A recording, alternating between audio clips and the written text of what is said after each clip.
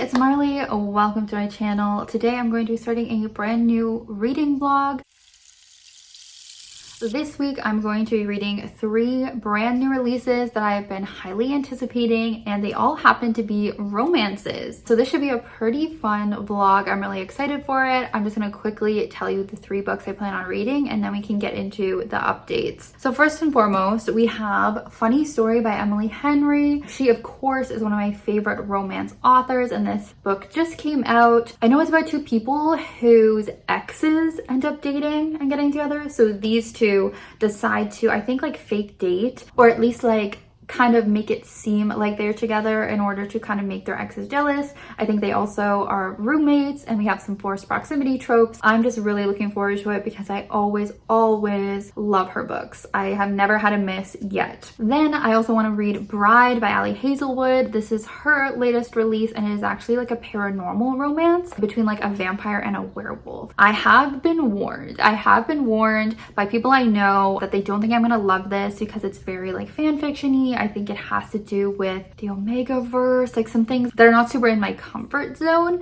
but I have enjoyed most of Ali Hazelwood's books. I always really connect with her writing and her characters. So I'm still hoping that this one can work for me, even though it's a little bit different. And then finally, I also want to read Ali Jimenez's new release, which is, I think it's called Just for the Summer. This is the 3rd book in the companion series. Sorry if you can hear Peach freaking out behind me, my cat, but she sees a bird out there. In the Part of Your World companion series, which is I have loved. Those have been some of my favorite romances. So I really do have high hopes for this one too. I know it's about 2 people who get together because they've had a lot of unfortunate experiences in their dating lives where like whenever they break up with someone, then their ex immediately finds the person they're meant to be with. So they're hoping by dating each other, they will like cancel out the curse that they both seem to have. So this one should be really good too. I'm excited. Let me know down below if you have read any of these books already and what you thought of them, and let's get into the vlog.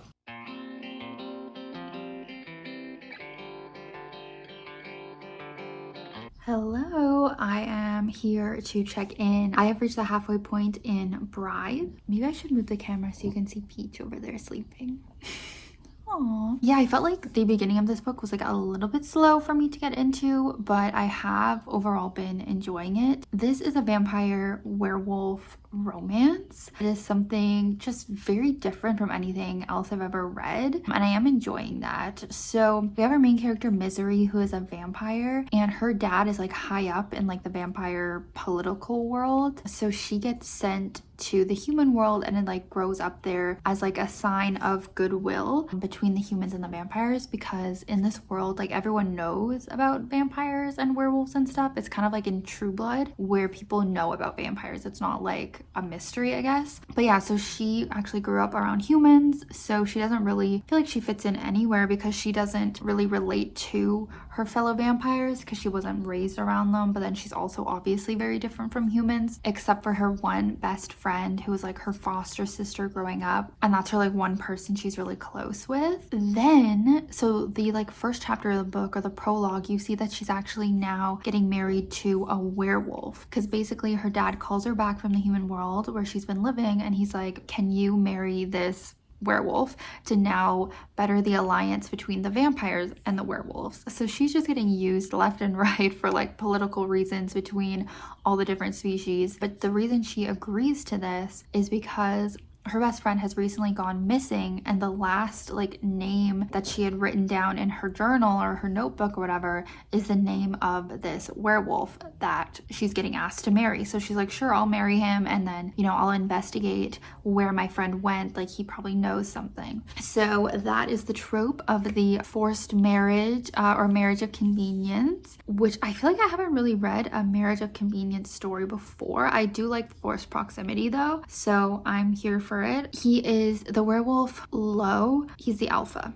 as well. I don't know if I said that. So yeah, so she's now living with the Wares and they're both just learning more about each other's species. But yeah, it's really focused kind of on like the political relationships between these different species. The Wares have their own internal drama going on that she is getting involved in. So we also have this mystery of like what's going on with that and why her friend is involved. So I really like having all these different elements. The fantasy aspects, I mean, vampires in this world are are like very similar to humans, just that they drink blood and have fangs and they're a little bit colder, but they're not like super different. Same with wares, they're obviously always pretty similar to humans, so it's not really like very high fantasy, and it hasn't gotten too like steamy or anything yet. I think we're just starting to delve into that. Before I stopped reading, there was a little bit of a scene that was getting a little steamy, so it'll be interesting to see how the rest of the book goes as we get more into that and it gets more into like, I think, the Omega verse. Like, I have never read anything to do with that, so I really don't know what's going to go on with that. But I think for right now, I like the characters. There's a lot of side characters that are really great. The main character is really funny. As always, I find Ali Hazelwood very, very funny, and she makes her main characters very quirky and funny. And then in terms of Lo, I mean,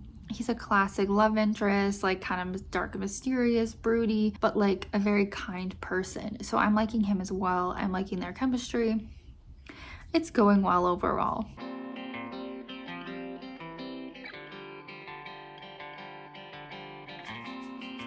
Hello vlog. I am here because I have finished Bride. I finished it last night. Unfortunately, I'm gonna have to give it a 3-star rating. I would love to give it a 4 because I overall actually loved so many parts of this book. I really enjoyed the characters. Our main character, Misery, was great, very funny. That Ali Hazelwood humor was great. The relationships, you know, even the romance was good, but I do think a lot of the other relationships and friendships and family relationships were kind of the standout in this book. But once we started getting into the smutty scenes, I just had to drop the rating a whole star because of those moments. So this obviously deals with like the Omega verse, which I am not familiar with that concept. I have not read anything like that before, and I just have to say, I really hope I never read some of that stuff ever again. There were things that I had to research that I was not familiar with. Some of the dirty talk and some of the choices that were made during some of those scenes, just I did not like. If I could get Ali Hazelwood's books with just all the smut cut out and just keep all the rest of it, I think that would work for me. Like with her young adult book, Check-In Mate, that's basically what it was. And I think that's why I loved it so much. Because even like the plot, like, you know, obviously the world building was not maybe the most impressive thing. I mean, it is an urban fantasy, so it's not really needed. But I do, you know, think the werewolf and vampire stuff was cool. The political stuff between the different groups and species, I think that was all well done. There were some twists and turns that I did not expect at the end, some action. So it's like I adored so much of this book and had overall a great time, but it's like I had to remove a whole star because of those issues that I had. So I don't know if she's gonna keep writing paranormal books like this. Probably would still read them, let's be honest. I'll probably still read every book that she has because I just do connect with her writing so much, but I kind of hope she doesn't write more werewolf romances. I think I need to stay away from that. So now I'm going to be getting into a funny story. I actually did start it when on the subway today, but I'll save my thoughts until I'm a little bit further in.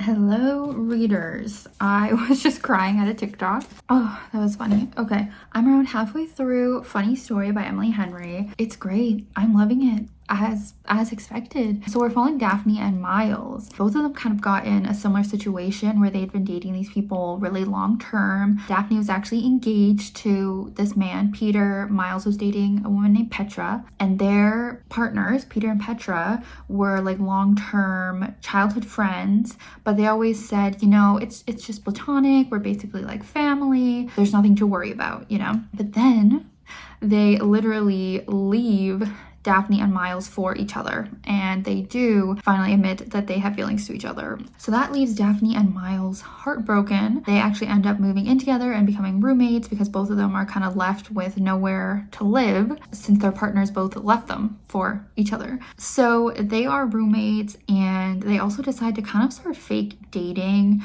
or at least like posting photos and stuff like that, looking like they're dating in order to make their exes jealous. They have accepted an invitation to go to their ex's wedding, and I assume that'll be happening later in the book where they go to the wedding and fake date there. But basically we're just seeing like this friendship develop between them. It's really focused on their relationship, which I like, having a lot of like on page time together. So it's kind of that forced proximity of the roommates situation. It's friends to lovers, and Miles is actually showing Daphne around the city they live in because Daphne is thinking about moving and leaving the city because she only ever moved here for Peter and she doesn't really have any other connections. So he's also kind of showing her around, taking her on little dates or like little activities to try to keep her there. As always, there are relatable things about both of these main characters, maybe more so for me and Daphne in this book, as she is a librarian. She loves reading. She's a little bit more of like a loner type of person and very organized and stuff like that. So that's definitely more of like my personality. It's almost making me like wish that I was a librarian. Like her job just sounds so cute and fun,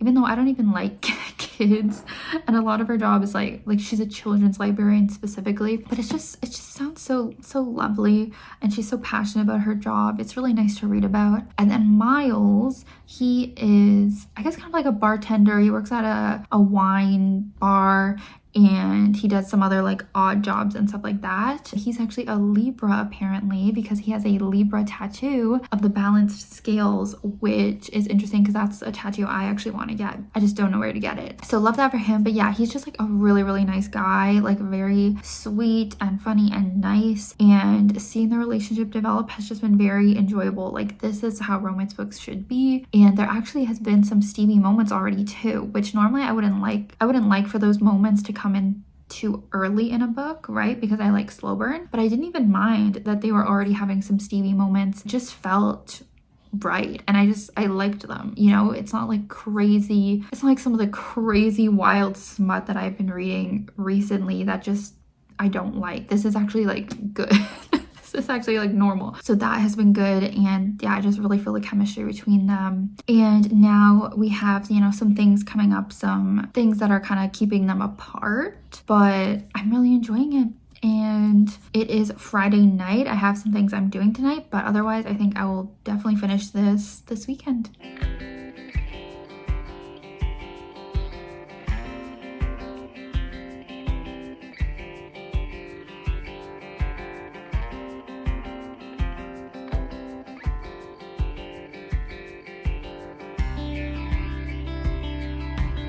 I have just finished Funny Story by Emily Henry. I just really loved this. I loved how everything came together. I loved all the different themes and characters and relationships, and I'm gonna give it 4.5 stars. I wondered if I should just give it 5 stars, but I don't know, like it's so hard for me to rate a romance 5 stars. I've only done it a few times in my reviewing history. For every Emily Henry book, I think I've given it 4.5, and I think that's just kind of what I'm gonna give this as well. I think I kind of said everything that I had to say in the first update. It all kind of still rings true that I continue to love the chemistry between the characters. I liked to see the growth that they had individually as well. I'm kind of sad that, well, I don't want to spoil this. I'm kind of sad, I'll just say it, that we didn't get to see the wedding that they were invited to at the beginning, but I liked how we had this library readathon event that we were kind of building up to, and that was kind of like a climactic point in a way. I liked the family stuff that she included too. She always does that, but I feel like it was very well balanced in this book, where the romance really was the main focus, and we just had those, you know, parental issues that they both were dealing with as more of a side thing. I think in previous books sometimes that is more overwhelming to the plot, so I think she's getting very good at balancing all those elements, but still now making sure the romance is at the forefront. She's, I think, putting in more steamy scenes that she normally does, and they were good. They were well written. They worked for me. I always love, as I kind of said before, having characters that just love books and reading. It always just makes it very relatable and heartwarming to read about. And yeah, I just found it very beautiful. I found it like kind of inspiring and makes me think about like what I would want for my own future, because I don't exactly know like where I want to end up living long term, or like buying a house. In this, you know, she's thinking about moving and leaving this city in Michigan that she's living in, and like, does she want to go back to live near her mom, or go somewhere new? Do you want to live near like friends or whatever? And so I think that kind of stuff was interesting is to read about, especially at this time in my life, as I might try and figure out where I would want to live long term. So just really enjoyed it, you know, binged a lot of it today. As always, it's just really easy to read, very entertaining, just great. So now we have one book left for the blog. I'm looking forward to it. I did give the last Ali Jimenez book 5 stars that I read, so let's see how this one is.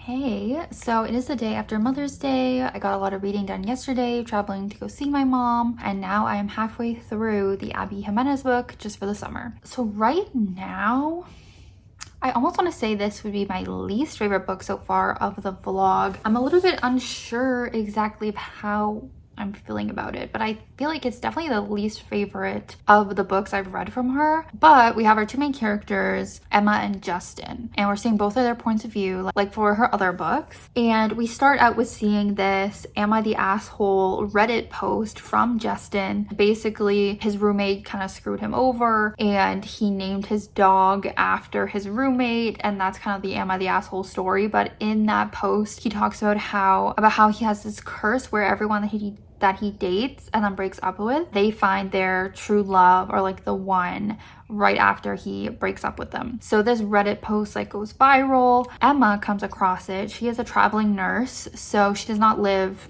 in the same area as him, but she comes across this Reddit post and is like, oh, I also have this same curse where all my exes find their true love after we break up. They have this same curse, right? So they end up messaging each other online, just chatting, bonding over the fact that they both experienced this with their dating history, and they end up deciding to actually try dating each other and see if their curses will like cross each other out, and once they date and then break up, they will both find their true love, which I thought was a very fun idea. I just don't know if I'm totally loving how the whole story is going. So basically, Emma like arranges to be working in Minnesota where he lives for 6 weeks, because as I said, she travels for work. So she arranges that. So they're gonna just do this experiment for the 6 weeks, date for a little bit, break up. There you go. They both have a lot of family issues going on that are kind of serious and like a little bit unique. I don't know how much I want to like get into it and spoil it for you, but like the stuff going on with Justin is like pretty serious, and basically he's gonna have to like take care of his younger siblings. He has 3 siblings that are all much younger than him, and he's gonna have to like take care of them. He's basically gonna be like raising kids soon. With Emma, like she has a lot of trauma from her upbringing and her mom, and she still has not like fully come to terms with that, but she, you know, travels for work and that's what she wants to do. And I'm kind of not seeing how this couple is gonna work out. I think either one of them is gonna have to really compromise their current position in life or something. I'm only halfway through, but I'm just kind of like, okay, is this really gonna work? And they don't know each other like that well yet. It's kind of like they like each other, but that's all. So I'm like, it's hard to imagine, you know, one of them having to make such a big life change for the relationship to work out at this point. I do think they're cute together, but I'm not necessarily like, ooh, I'm not like loving their chemistry or anything like that. I think they have like kind of a cute relationship, but I guess that's all. Something about Justin that has been cute. Well, at first I thought it was cringy. Like he will send her these like surveys, and he sent her this like review. Like he got his past girlfriends to like give him reviews, and he sent that to her. And at first that was giving me a little bit of a cringe, because it reminded me of when I was on dating apps and guys would like put in their bios like fake reviews for themselves. Like, I don't know, sometimes it was feeling a little bit cringe. But then he has been doing these other surveys where he's like asking her opinions on things, of what she wants for their upcoming dates. dates. He even, after their first date, sent like a review where she could like review how well she liked the date. And it actually is kind of cute, the amount of like effort he's putting in to actually doing those things. I guess he is like a software engineer or something, so that's like up his alley. But yeah, there's certain things that are cute but kind of cringe, kind of not working as well as her previous books have for me. Like the humor is not quite hitting as well either.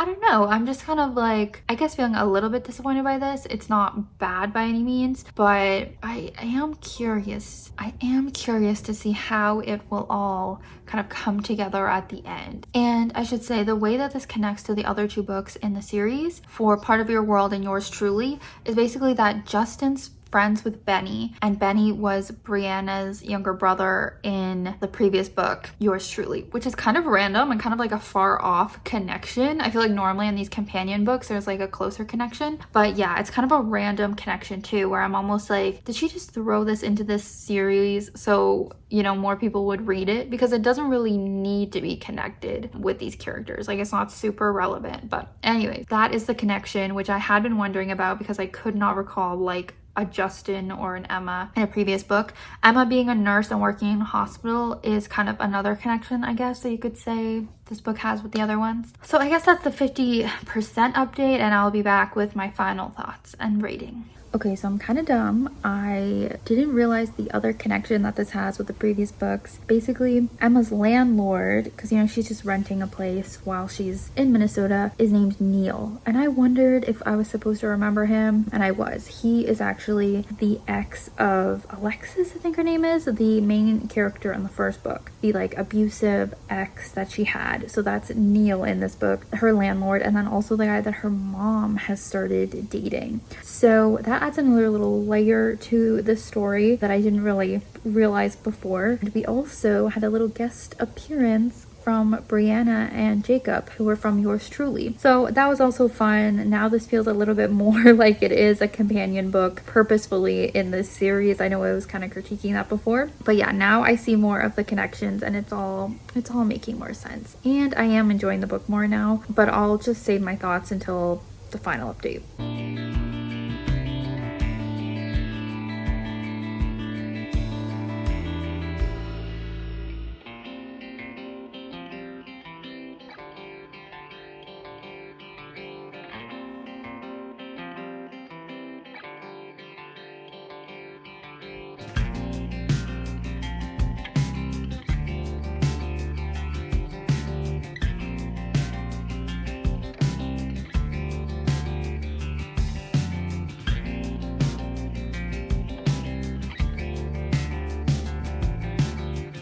Alright, I'm here for my final update for this vlog, and it's a good update. I finished Just for the Summer, and wow, that book really turned around for me. I know I was having all these doubts in the first half about kind of the compatibility of the couple, how they were gonna work, and I feel like it's just such a testament to Ali Jimenez and her storytelling ability, I guess, that like by the end I'm just completely sold on the couple and thinking they're a perfect match for each other, and that it all just like worked together and they were just that perfect match that you want to see in a romance couple. And I don't want to give anything away, I don't want to give too much away, but my whole critique about this book not connecting enough to the previous two books, I know in my last update I did touch on more of the connection, but there was even more of a connection later, and it was a little bit more of a reveal. And again, I don't know if it was only such a shock to me because I forgot about character names from the previous two books. Maybe like let me know if you guys remembered the names and like made the connections from the start, but I didn't. So there was definitely a reveal partway or towards the end actually that really affected me. It really was a surprise for me, and it was an emotional